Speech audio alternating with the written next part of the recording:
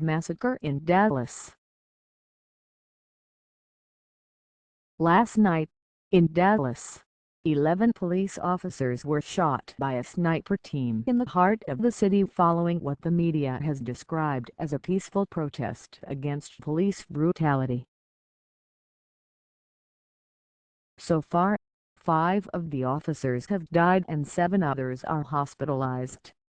The massacre in Dallas seems like a new front in what Heather McDonald has dubbed the war on copes this time, a shooting war. The group called the Black Power political organization has taken credit for the assassinations on Facebook and promised more to come.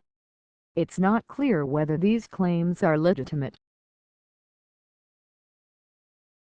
With 3 years of persistent slander directed against the nation's copes, murderous violence such as occurred on the streets of Dallas last night was all but inevitable.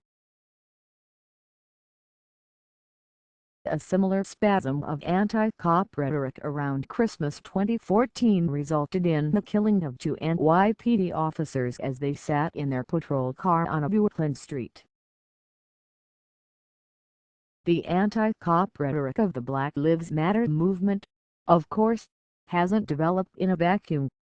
Widely circulated videos of black men being killed by cops have turned up the heat, and BLM has delighted in fanning the flames. Many of our elected leaders have joined in, all but accusing the nation's police of preying on people of color. Obama himself weighed in this week, as he so often does, before all the facts on these deadly incidents have come in. His fatal shootings are not isolated incidents, he said. They are symptomatic of the broader challenges within our criminal justice system, the racial disparities that appear across the system year after year, and the resulting lack of trust that exists between law enforcement and many of the communities they serve. As has often been the case during his presidency, Obama's measured and reasonable tone obscures his radical claims the cops are racist, and everybody knows it. In fact, these are isolated incidents, each with its own unique circumstances.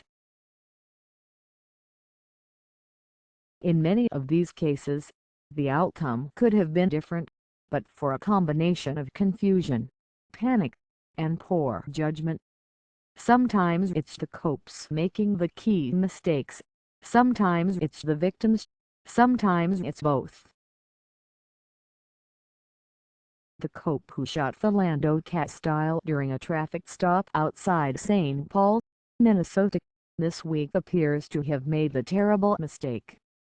He killed a man who likely committed no serious crime. 2 days earlier, in Baton Rouge, Louisiana, 37-year-old Alton Sterling was shot by a pair of cops while pinned to the ground, but still apparently resisting arrest. 2 videos from different angles show an ugly scene. Did the officers make a mistake? They were responding to a report from a 911 caller of a man brandishing the gun. Maybe if they waited longer before firing their weapons, it would have ended peacefully like hundreds of thousands of daily police interactions around the country, or maybe waiting would have gotten them both killed. They made a split-second decision that to millions watching on YouTube looks like the wrong one. At least, it does today. Ordinary, law-abiding people should be allowed to foul up. Most of us agree. This is a free country, not a totalitarian police state. No one deserves to die while riding in a car with a legal gun, just as no one deserves to die for selling CDs in a parking lot or peddling loose cigarettes. But on Staten Island, where Eric Garner died during a confrontation with the NYPD in July 2014. What turned the encounter from a routine arrest into a tragedy was Garner's failure to heed police commands. He was ordered to comply and he refused. He told the cops, "This ends today." That was a mistake. Did the NYPD cops who dealt with Garner mess up? You bet. One of them put Garner in a chokehold, banned by department regulations, and Garner died. But no cop shows up to work looking to kill someone, and the day would have ended differently had Garner followed the instructions he was given. Sad but true. We should hold cops to a higher standard of accountability than the average citizen because they are given great power, including the legal use of deadly force. Yet, we can forget that the police are people, too. They don't have unlimited patience or a sixth sense about when their job will turn violent. Recognizing bad guys takes experience, and critical aspect of experience is learning from mistakes. This creates an obvious problem. The collective experience of all cops is supposed to be distilled into police training programs, but each individual cop must learn some hard lessons on his own. All the training in the world won't put an end to police mistakes. The only way to have no police mistakes is to have no police. As MacDonald has written, policing is political. If the people feel that the police are going too far, then the people should demand and get reform.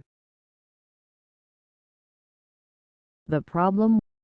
If what the people want is less policing, or some vaguely defined notion of better policing, proven crime-fighting techniques will likely be abandoned, and crime will rise. That's happening now in cities around the country. The bonds between people and the police are fraying. More broadly, as Barack Obama's presidency nears its end, the bonds among Americans are fraying, too. We can only hope that our democracy remains resilient enough to weather strains that increasingly recall darker times. The gloom hangs heavier in a presidential year in which neither major party candidate seems up to the challenge.